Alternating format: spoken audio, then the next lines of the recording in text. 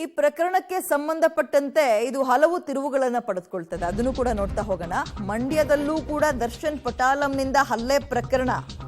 ಕರ್ತವ್ಯಕ್ಕೆ ಅಡ್ಡಿಪಡಿಸಿದ್ರು ಕೂಡ ನಟನ ಹಿಂಬಾಲಕರೇ ಮುಖ್ಯವಾಗ್ಬಿಟ್ರ ಪೊಲೀಸರಿಗೆ ಅನ್ನೋ ಪ್ರಶ್ನೆ ಇದೆ. ಏನಿದು ಪ್ರಕರಣ ನೋಡ್ತಾ ಹೋಗೋಣ.